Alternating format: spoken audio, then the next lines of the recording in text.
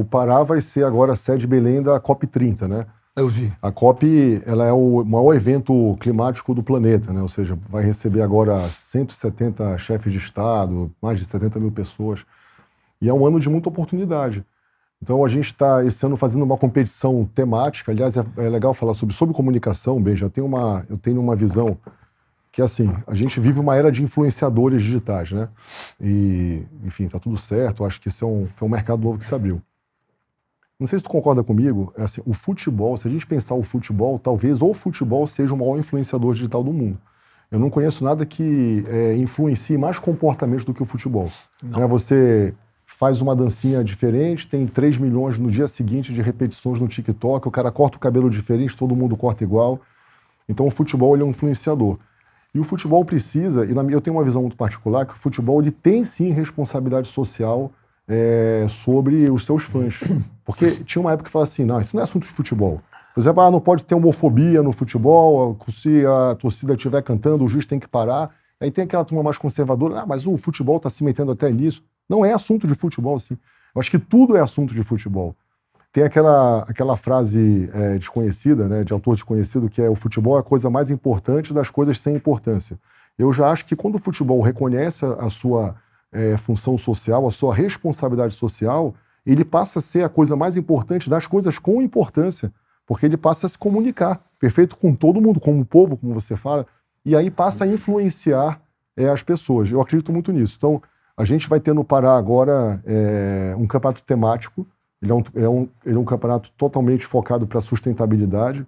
Vão ter várias ações sustentáveis. Vamos lançar as ODFs, que a gente chama, que elas são inspiradas nas ODS, que são os Objetivos para o Desenvolvimento Social da ONU, onde a gente vai ter os objetivos do futebol. Então, o futebol vai criar um pacto com alguns temas importantes, como a própria homofobia, como a própria política de gêneros e fortalecimento das comunidades, enfim, ou seja, uma série de sustentabilidade, meio ambiente, vai formalizar.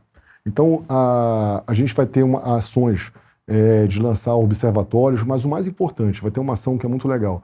Você lembra quando, na Copa de 2014, a torcida do Japão, no Brasil, deu um grande exemplo, lembra? Que eles limpavam o copo lixo e tal, aquilo circulava, uma mais bonita de ver. A gente vai ter uma ação no Pará que a gente calculou já a quantidade de lixo que é gerada durante uma competição, durante um jogo. A gente, com isso, planejou umas bags para que a torcida possa recolher o próprio lixo. E o plástico desses jogos, todos os 64 jogos do nosso estadual, eles vão ser reciclados e se transformar em brita de construção. Então, porque existe uma empresa no Pará que se especializou nisso, em reciclar lixo. Essa brita, ela é mais barata do que a brita de construção normal e ela, inclusive, obviamente, é mais sustentável porque ela transforma lixo em algo útil. Isso vai virar um concreto que vai virar uma quadra poliesportiva para nós entregarmos para as sociedades carentes. Sensacional. Então, repara, o lixo do campeonato vai transformar em quadras poliesportivas, né, para ser entregues durante... Qual é o objetivo disso? Não é só entregar uma quadra para a sociedade. É mostrar, através dos exemplos, que se o futebol faz, eu posso fazer em casa. Quer dizer, eu posso dar utilidade para o meu lixo. É uma coisa tão batida, a gente já sabe disso, né? Quanto tempo se fala em reciclagem? Mas eu tenho, por exemplo, quando o futebol toca nisso, quando o futebol... Aí é o que eu falo, o maior influenciador digital do mundo. Lógico. E aí você começa a conversar com as pessoas e fala, eu quero imitar o meu fã, o meu ídolo, eu quero imitar o meu esporte.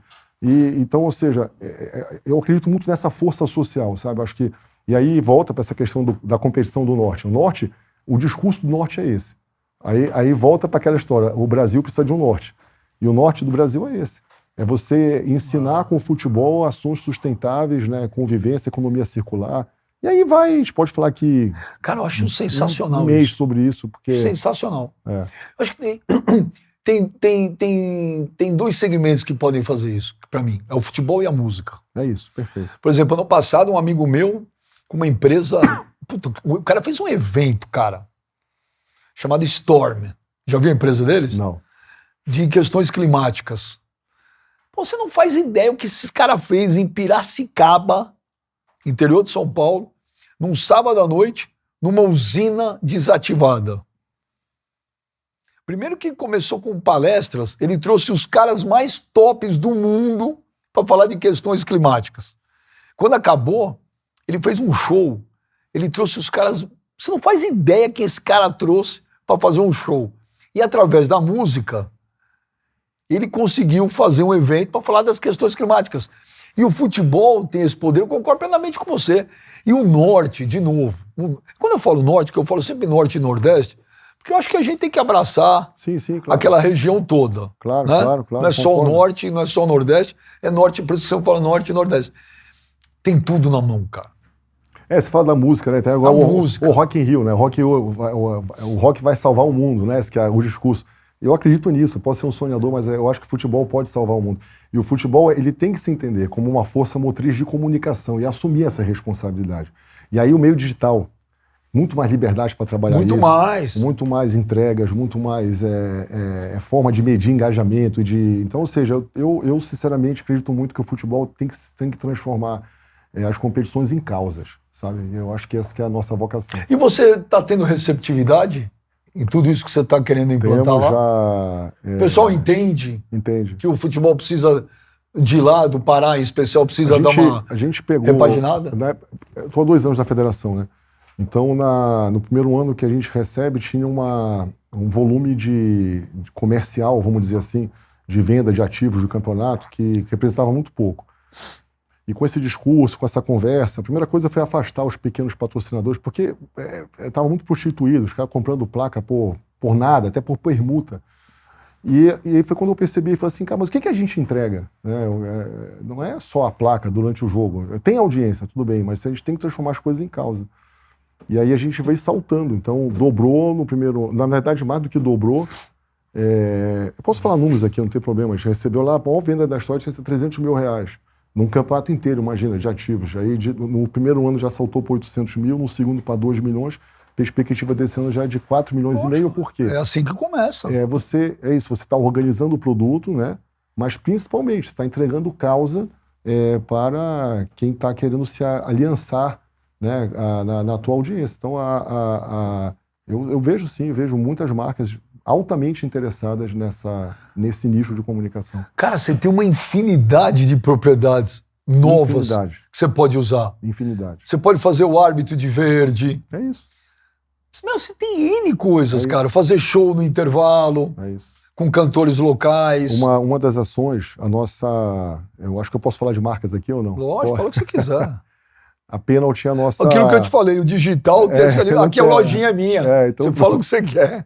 Mas a Penalty é nossa parceira, né, de bola. Então a gente convenceu a Penalty a esse ano de 2025, nossa competição, a fazer bolas temáticas. Então a gente vai ter algumas bolas com cores especiais.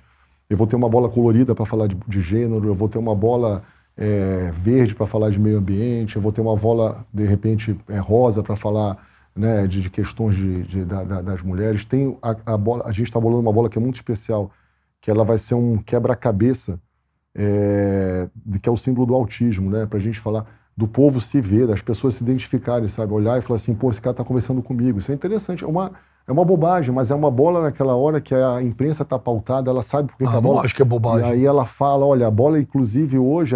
Quer ver outra coisa interessante? Que a gente está colocando no regulamento do campeonato, os mascotinhos. Me angustia muito, às vezes, você vê... É uma legião de dinamarqueses. Né? São os filhos de diretores que entram, né, com os clubes, e aí todo mundo louro, de olho azul. O povo não se vê ali. Ali não é o povo. Então você tem que ter também, a gente vai colocar um regulamento para que você tenha cotas, sim. Então eu preciso ter um cadeirante, preciso ter uma representatividade negra, preciso ter uma representatividade de paridade. Todo mundo tem o direito. Homens e mulheres, tem que ter, ou seja, para o povo se ver. Então o futebol, às vezes, ele também vai se distanciando um pouco do desejo popular por coisas que a gente não percebe, mas faz toda a diferença.